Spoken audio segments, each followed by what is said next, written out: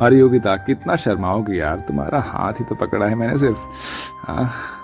तुम्हें तो पता है कि मुझे ये सब शादी से पहले बिल्कुल भी ठीक नहीं लगता। और वैसे भी हम पब्लिक प्लेस में हैं।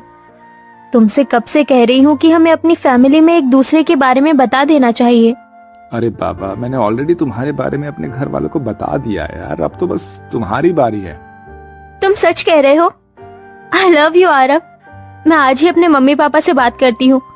योगिता आरव एक दूसरे के साथ पिछले 2 सालों से रिलेशनशिप में थे। योगिता थोड़ी शर्मीली किस्म की लड़की थी, इसलिए आज तक उसने कभी भी आरव को ठीक से गले तक नहीं लगाया। दोनों ही एक दूसरे के बारे में अपने माता पिता से बात करते हैं और कुछ ही समय में उनकी शादी हो जाती है। आरव, तेरी चॉइस तो बढ़िया है यार। अगर मैं भी तेरी जगह होता ना, तेरी जैसे जवान होता, तो बिल्कुल योगिता बहू जैसी लड़की से ही शादी करता। अरे जैसे ही क्यों, मैं तो योगिता से ही शादी कर लेता। अपने गृह प्रवेश पर अपने ससुर के मुंह से ऐसी बात सुनकर योगिता को काफी अजीब महसूस होने लगता है, लेकिन वो इस बात पर ज्यादा ध्यान नहीं देती। अब आरव और योगिता अपने कमरे में चले जाते हैं और एक दूसरे के साथ काफी अच्छा वक्त बिताते हैं। और आज योगिता का उसके ससुराल में पहला दिन होता है। योगिता अपने कमरे में तैयार हो रही होती है कि तभी योगिता की नंद प्रिया उसके कमरे में आती है। ओ भाभी, इस रेड साड़ी में तो काफी सुंदर लग रही हो। आपको पता है ना कि भैया का फेवरेट कलर रेड है। कहीं वो आपको इस साड़ी में देखकर दोबारा से सुहागरात मनाने के मूड में ना आ जाए। वैसे कैसी रही आपकी फर्स्ट नाइट? प्रिया, ये सब तुम कैसी बातें कर रही हो?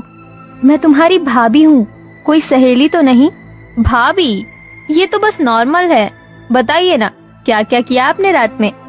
आने वाले कुछ समय में मेरी भी शादी हो जाएगी। आप क्या अपनी नंद को टिप्स नहीं देंगी? भगवान, ये कैसी ठरकी नंद मिली है मुझे। भला अपनी भाभी से कोई इस तरह बेशर्मी से बात करता है क्या?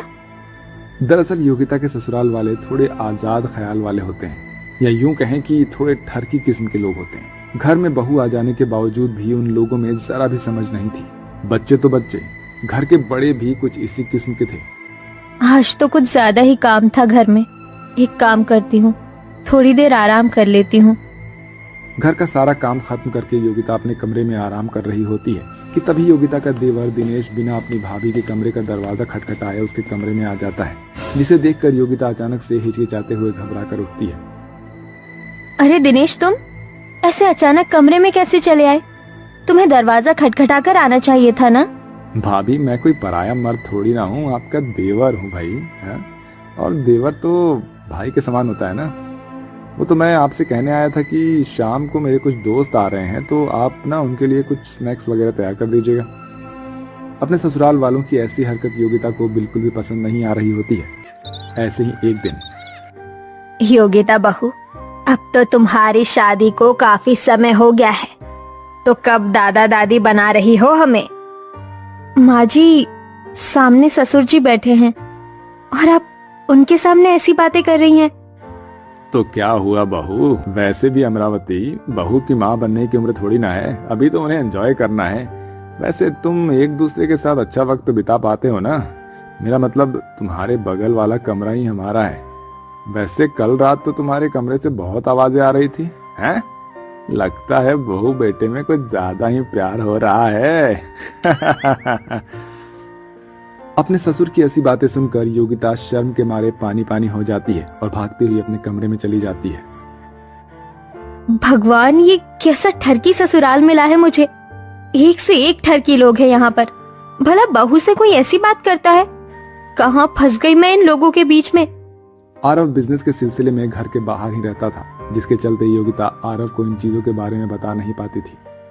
अरे योगिता बहू, कितनी बार कहा है तुझे कि ये सर पर घूंघट लेकर मत घुमा कर। हम मॉडर्न लोग हैं और हमारे यहाँ घूंघट वाली प्रथा नहीं है। हाँ हाँ, होगी भी क्यों। मॉडर्न के साथ साथ ये लोग ठरकी भी जो हैं।